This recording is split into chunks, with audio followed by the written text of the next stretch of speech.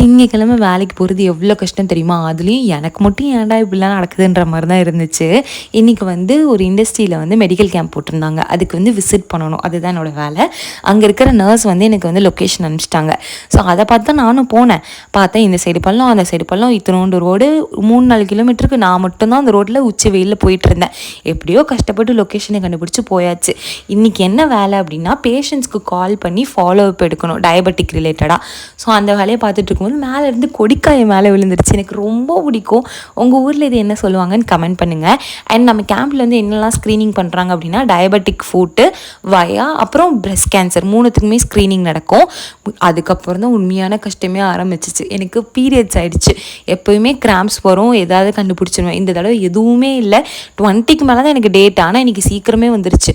ரோட்டில் வேறு யாருமே இல்லை, ஒரு கடை இல்லை, ஈக்காக்கா இல்லை, மனுஷங்க இல்லை, எதுவுமே இல்லை. என்ன பண்ணுறதுன்னு தெரில. அப்புறம் பக்கத்தில் ஒரு குட்டி கிராமம் இருந்துச்சு. அங்கே போயிட்டு இந்த கடையில் வாங்கிட்டேன். எங்கே போய் சேஞ்ச் பண்ணுறது இன்றைக்கின்னு பார்த்து ஒயிட் பேண்ட் வேறு.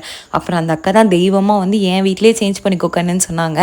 கஷ்டப்பட்டு எப்படியோ சேஞ்ச் பண்ணிட்டு வீட்டுக்கும் வந்துட்டேன். வீட்டுக்கு வந்து பார்த்தா காலையில் நான் கிளம்புன குப்பை அப்படியே இருந்துச்சு. ஐயோ, இதை பார்த்து இன்னும் கடுப்பாயிடுச்சு. கேர்ள்ஸ், தயவு செஞ்சு உங்கள் பேக்கில் ஒரு பேடை எப்போவுமே வச்சுக்கோங்க.